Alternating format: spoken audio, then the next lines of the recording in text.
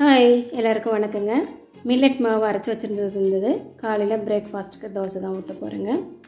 இந்த மாதிரி நம்ம மாவு அரைக்கும் போது மில்லட்ஸை சேர்த்து அரைச்சி வச்சிட்டோம்னா ஏதோ அரிசி சாப்பிடல, ஏதோ கொஞ்சமாக சத்தானது சாப்பிட்றோம் அப்படிங்கிற ஒரு சாட்டிஸ்ஃபைடோட நம்ம தோசையோ இட்லியோ ஊற்றி நைட்டுக்கோ காலையில் பிரேக்ஃபாஸ்ட்டுக்கோ சாப்பிட்லாம். லஞ்ச் பார்த்துட்டிங்கன்னா சாதம் வச்சாச்சுங்க.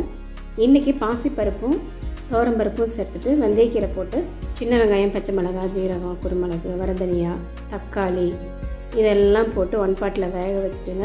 அதுக்கப்புறம் கீரையை போட்டு லைட்டாக குக் பண்ணி வெந்த உடனே நம்ம ஒரு தாளிப்பு கொடுத்துட வேண்டியதான். அப்படி கிடையிற கீரை தான் இது. ரொம்ப ரொம்ப டேஸ்டியாக இருக்கும். இந்த மாதிரி நீங்கள் செஞ்சு பாருங்கள். பட் குக்கருக்குள்ளே கீரையை சேர்க்க வேணாம்.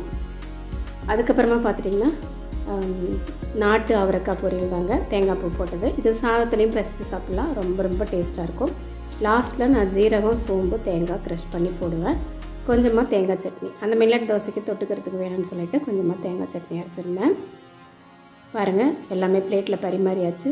தோசை, பொரியல், கீரை இது எல்லாமே வச்சு காலையில் பிரேக்ஃபாஸ்ட் முடிச்சாச்சு. மதியத்துக்கு மேலே சாதம், கொஞ்சம் ரசமும் வச்சா போதும். சைட் பை பருப்பு பொடி இருக்குது, ஸோ அதையும் யூஸ் பண்ணிக்கலாம். இன்றைக்கி ஃப்ரூட்ஸ் லிஸ்ட்டில் ஆரஞ்சும், அதாவது சாத்துக்குடியும் ஆப்பிள் தாங்க இன்றைக்கி ஃப்ரூட்ஸு. சாத்துக்குடி ஜூஸாக போட்டு கொடுத்து விட்டாச்சு. கொஞ்சம் ஆப்பிள் கட் பண்ணி போட்டு கொடுத்து விட்ருவோம். ஸோ இப்படி காலையில் கொஞ்சம் சத்தானதாக சாப்பிட்டோம்னா ஏதோ நம்மளும் சத்தாக சாப்பிட்றோம் அப்படிங்கிற ஒரு தைரியம் இருக்கும். ஸோ இந்த மாதிரி பிரேக்ஃபாஸ்ட் அண்டு லன்ச்சு, டின்னர் இந்த மாதிரி ஹெல்த்தியாக செஞ்சு சாப்பிடுங்க.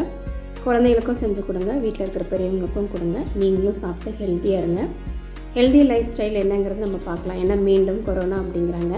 ஸோ நம்ம வந்ததுக்கப்புறம் பண்ணுறதை விட வரத்துக்கு முன்னாடி நம்மளால் என்ன நல்லா ஹெல்த்தியாக சாப்பிட முடியுமோ அதெல்லாம் டெய்லி பேசிஸில் எடுக்க ஆரம்பிச்சிக்கலாம். இந்த வீடியோ உங்களுக்கும் பிடிச்சிருக்குன்னு நினைக்கிறேன். வீடியோ பிடிச்சிருந்ததுன்னா வீடியோக்கு ஒரு லைக் பண்ணி, ஷேர் பண்ணி, சப்ஸ்கிரைப் பண்ணுங்கள். தொடர்ந்து என்னோடய சேனலுக்கு நல்லா சப்போர்ட் பண்ணுங்கள். பாய் ஃப்ரெண்ட்ஸ், அடுத்த விளாக்கில் பார்க்கலாம். Good bye.